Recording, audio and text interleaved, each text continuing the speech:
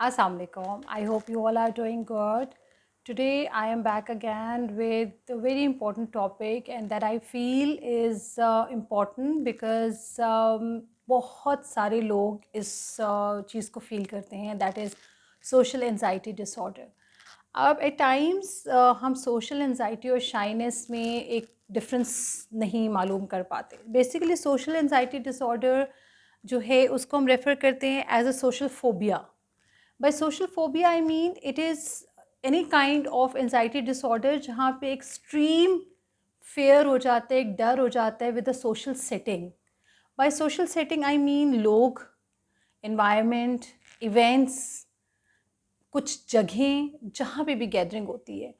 Eight times हमें ये समझ ही नहीं आ रहा होता कि एक्चुअली जो हमारा बच्चा है या हमसे रेलिवेंट जो भी इंसान इस सोशल एंजाइटी डिसऑर्डर का शिकार है उसको क्या चीज़ फील हो रही है.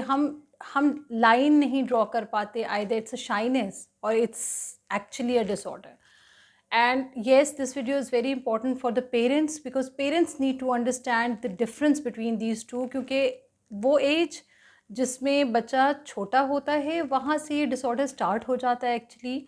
और कभी ये ठीक हो जाता है क्योंकि वो शाइनेस होती है, बट कभी वो इतना स्ट्रॉन्ग हो जाता है कि आपका बच्चा जो है वो उस चीज़ से सारी ज़िंदगी नहीं निकल पाता. एंड बिलीव मी, मेरी रियल लाइफ कॉन्टेक्स्ट की अगर मैं बात करूँ तो आई नो पीपल जिनको सोशल एंजाइटी डिसऑर्डर है. And those people I will not definitely name but I know them very closely. इतना मुश्किल हो जाता है उनके साथ डील करना. ये सोचते हैं हम जब वो बच्चा छोटा होता है कि बड़ा होगा तो हम देखेंगे. बिलीव मी, नहीं देख सकते हम, क्योंकि बड़े होने पे उस इंसान का माइंड स्टक होता है एट अ पॉइंट जहाँ पे उसको वो चीज़ें फील हुई हों. और ये स्टार्ट ही आपकी या तो चाइल्डहुड से होता है या एडोलेसेंस से. जब आप बड़े हो रहे होते हैं, उस स्टेज पे आ रहे होते हैं जबकि आपके अंदर फिजिकल चेंजेस आ रही होती हैं, तो इमोशनल चेंजेस भी आ रही होती हैं. बिकॉज जब फिजिकल चेंजेस आ रही होती हैं तो फिजिकल चेंजेस सबके डिफरेंट होती हैं. सबके ऊपर उस फिजिकल चेंजेस का इम्पैक्ट डिफरेंट होता है और डिफरेंटली वो बिहेव करते हैं, जिसकी वजह से सोसाइटी उनको डिफरेंटली डील करती है.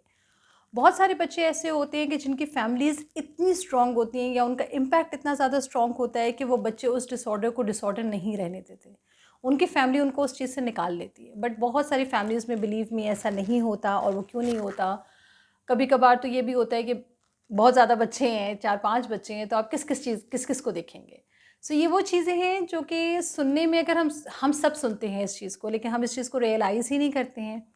So there is a difference between these two and we need to understand what is this difference. But yes, आपके बच्चे के अंदर ये changes उसके बचपन में आना शुरू हो जाती हैं.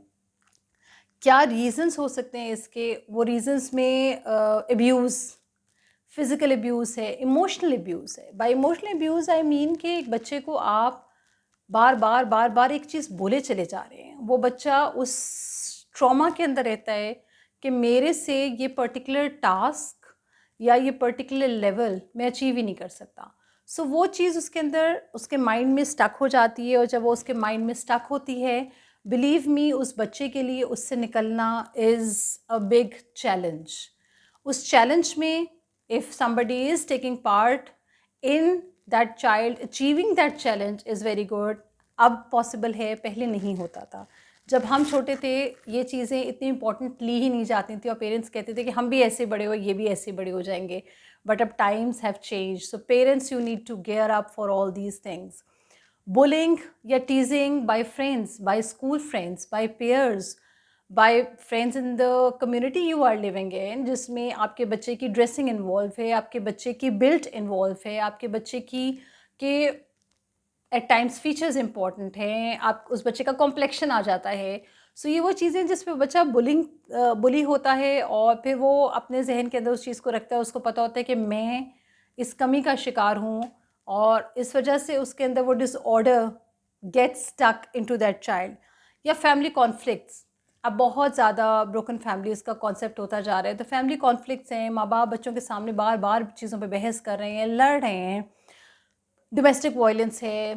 पेरेंट्स में से एक, जिसमें मोस्टली हमारे कल्चर में फादर्स मदर्स पे हाथ भी उठा लेते हैं या उनको इतना ज़्यादा वॉयलेट करते हैं कि वो बच्चा एक पर्टिकुलर रिलेशन से नफ़रत करने लगता है, और वहाँ पे उसको सोशल एंजाइटी आती है। क्यों? क्योंकि जब वो उस पर्टिकुलर रिलेशन के साथ मूव अराउंड करता है, तो वो जहाँ जहाँ जाता है उसको ये लगता है कि नहीं, यहाँ पे मैं इस इंसान के साथ हूँ तो इसने तो वैसे ही मेरी इज़्ज़त या रिगार्ड नहीं करना, तो ये दूसरों के सामने क्या करवाएगा। और जब कोई उसको कुछ कहता है उस बच्चे को, तो उस बच्चे को एक डिफेंस मैकेनिज़्म जो होता है वो उसके अंदर इतना ज़्यादा स्ट्रॉन्ग हो जाता है कि वो एज़ अ रिज़ल्ट ये कोशिश करता है कि मैं अपने डिफेंस मैकेनिज़्म को स्ट्रॉन्ग रखूँ, और वो उन लोगों से साइड पर होने की कोशिश करता है। वो छुपता रहता है अपने बाप के पीछे या माँ के पीछे, या वो हाथ पकड़ के मुस्तकिल रखता है, या वो कोशिश करता है कि बस वो जहाँ बैठे हैं वहाँ गेम खेलना शुरू कर दे या कुछ भी करना शुरू कर दे।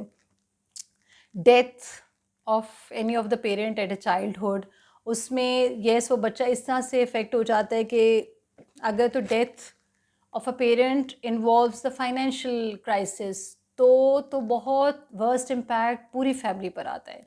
But if a death involves any of the parents जिसमें फाइनेंशियल इश्यूज़ नहीं आते हैं, बट बच्चे के इमोशनल इशू आते हैं क्योंकि बच्चा उस पेरेंट के साथ अटैच रहा बहुत ज़्यादा, और उसके लिए अब उसको ओवरकम करना बहुत मुश्किल हो जाता है। I will give quote an example. मेरे एक स्टूडेंट था जिसकी मदर की डेथ उस स्टेज पे हुई जब वो बच्चा खुद ग्रेड 6 या 7 में था, एंड उसकी मदर उसकी टीचर भी थी।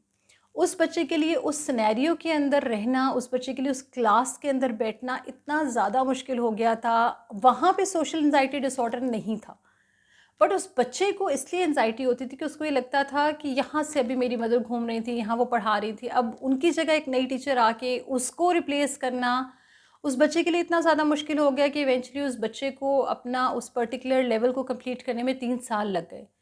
क्योंकि मदर के साथ वो बच्चा ज़्यादा अटैच था, फादर के साथ वो बच्चा अटैच नहीं था। मदर के साथ वो दोनों बच्चे थ्रू आउट रहते थे। सो एज़ अ रिज़ल्ट नानी ने वो पार्ट प्ले करने की कोशिश की, बट नानी और फादर की आपस में बहुत अच्छी बॉन्डिंग नहीं थी, और बच्चे को इन्हें नहीं कि इस फादर के साथ रहना था, तो वो सोशल एंजाइटी का शिकार हुआ बच्चा। और अभी भी उस बच्चे की पर्सनैलिटी में डिफरेंस है, there is a difference in that child's personality. Maternal stress during pregnancy, आपको बेटा है या बेटी है, हमारे कॉन्टेक्स्ट में अब खैर शुक्र है देयर इज़ एन अवेयरनेस कि बेटियां इज़ माशाल्लाह ब्लेसिंग, और अल्हम्दुलिल्लाह अल्हम्दुलिल्लाह they are the best friends of the parents.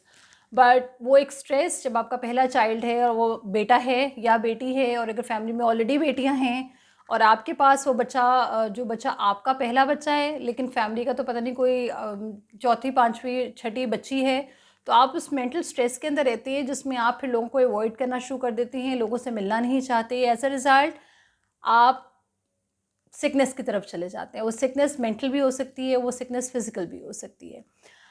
Social anxiety में येस आपको क्या होता है कि आपको एक पर्टिकुलर एरिया में जब आपको पर्टिकुलर लोगों के साथ जब आपको सोशल एंजाइटी होता है तो आप स्वेट करने लगते हैं, आप शिवर करना शुरू कर देते हैं, आपकी हार्ट बीट जो है वो पैल्पिटेशन स्टार्ट हो जाती है। सो वो सारी वो फैक्टर्स हैं कि जिसमें एक्चुअली इट्स सोशल एंजाइटी। आपको पता होता है कि यहाँ मुझे कुछ ना कुछ कहा जाएगा। एज अ रिज़ल्ट क्या अफेक्ट होता है?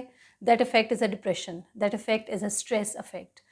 अगर आपका बच्चा इस SAD which is a social anxiety disorder का शिकार है, so please parents gear up, wake up, check the environment where your child is going, see, meet the friends, meet the school, meet the teachers, go and visit school often. कोई आपको नहीं रोकेगा because you are the ones who are paying the fee. You have a right to check where your child is studying. आपने admission कराया, आपने उस बच्चे के उस टाइम पे पूरा चेक एंड बैलेंस रखा, fair enough. But on and off those parents who go and pick and drop their kids, good enough, but वो भी गेट तक होता है।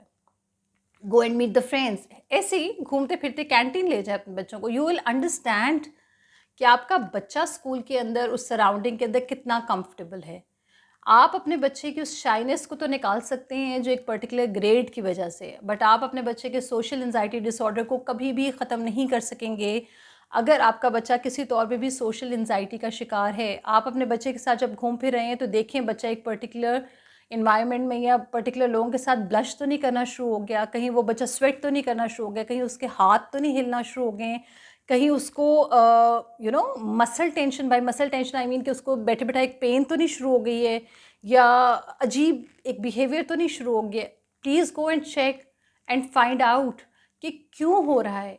आज आपका एक क्विक एक्शन, एक strong action, may be a very harsh action towards the environment will not be acceptable by the community. But believe me, वो आपके बच्चे के लिए बहुत इम्पॉर्टेंट है, क्योंकि बच्चों के लिए उनकी only support is the parents.